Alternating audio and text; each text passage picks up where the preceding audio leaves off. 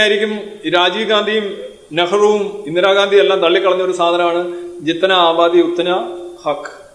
എത്രയുണ്ടോ ജനസംഖ്യ അത്രയും പ്രാതിനിധ്യം. അപ്പൊ ലഡാക്കിന് എന്ത് പ്രാതിനിധ്യം? ലഡാക്കിലൊന്നും ആരുമില്ല.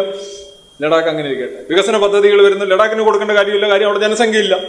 നോർത്ത് ഈസ്റ്റ് സ്റ്റേറ്റുകൾ അവിടെയും കൊടുക്കേണ്ട കാര്യമില്ല. നോർത്ത് ഈസ്റ്റ് സ്റ്റേറ്റുകളിലൊക്കെ വളരെ കുറച്ച് ജനസംഖ്യയുള്ളൂ. അവിടെ പദ്ധതികളുടെ ഗുണമോ അധികാരത്തിന്റെ വിഹിതമൊന്നും ആവശ്യമില്ലല്ലോ. പിന്നെ അതിനേക്കാൾ ഇതാണ് ജാതിയുടെ കണക്കെടുക്കാൻ അദ്ദേഹം പറഞ്ഞു. രാഹുൽ ഗാന്ധി അങ്ങനെയാണെങ്കിൽ ഒരിക്കലും കോൺഗ്രസിന്റെ നേതാവില്ല. കാരണം രാഹുൽ ഗാന്ധിയുടെ ജാതി ഏതാണ്? പുള്ളിയുടെ അച്ഛൻ അപ്പൂപ്പനൊരു കാശ്മീരി പണ്ഡിറ്റായിരുന്നു. അത് 1% പോലും വരത്തില്ല. പുള്ളിയുടെ അമ്മ ഒരു ക്രിസ്ത്യാനിയാണ്. അത് 2% ഉള്ളൂ. അപ്പൊ ഒരിക്കലും രാഹുൽ ഗാന്ധിക്ക് ഇന്ത്യയുടെ പ്രധാനമന്ത്രിയാവാൻ പറ്റത്തില്ല. കാരണം ജിത്തന ആബാദി ഉത്തന ഹക്ക്. എത്ര ജനസംഖ്യ ഉണ്ടോ